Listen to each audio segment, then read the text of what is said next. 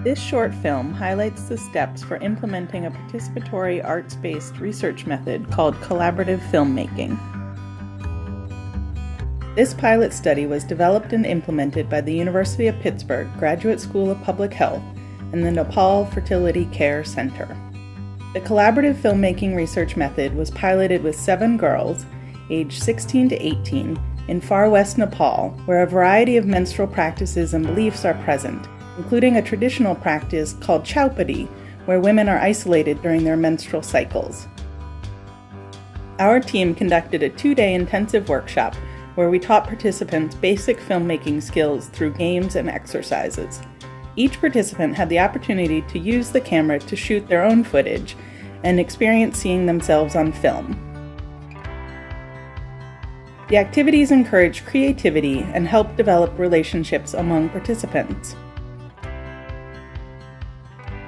The workshop was also an important space to introduce participants to the research question, what are the traditional menstrual practices in your family?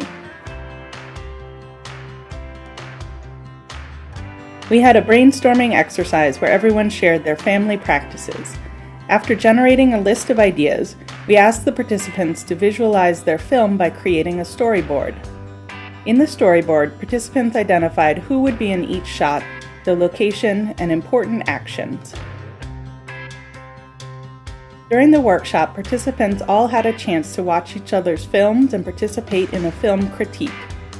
Participants were asked to discuss the strengths of each film and the ways to improve it. Once participants were trained in filmmaking, each participant was given a camera to make their own films. Each participant was asked to make 2 films.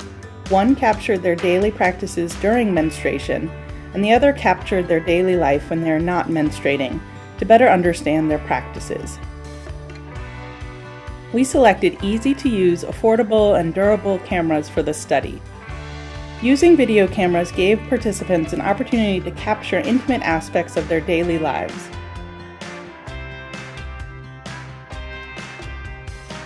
The participants used cameras to film particulars about their world that helped define their beliefs and practices.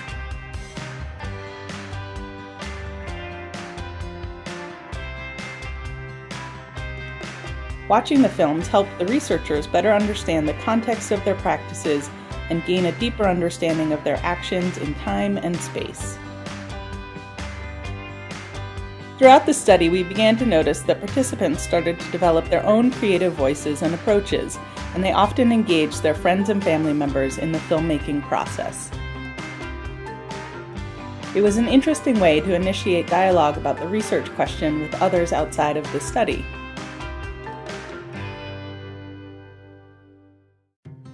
After completing their films, the research team compiled and subtitled the films.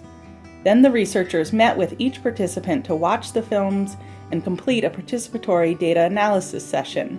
In this session, the researchers worked with the participants as collaborators, and the participants discussed the images, sounds, and actions seen in their films. In the next step, participants were brought together to screen all of the films and engage in further analysis about what they see, what they think, and what they learned from watching the films. This discussion allowed for participants, many of which have very different menstrual practices, to engage in discussions with each other about why they engage in certain practices and what they think can and should be done in their community. Finally, the participants were encouraged to screen their films in the community. The research team supported the participants with organizing the space and equipment for the screening, but it was up to the participants to decide who they wanted to invite and how they wanted to organize the event. In the end, the participants organized a small ceremony and seemed very proud to share their films with their friends, sisters, aunts, neighbors, fathers, and brothers.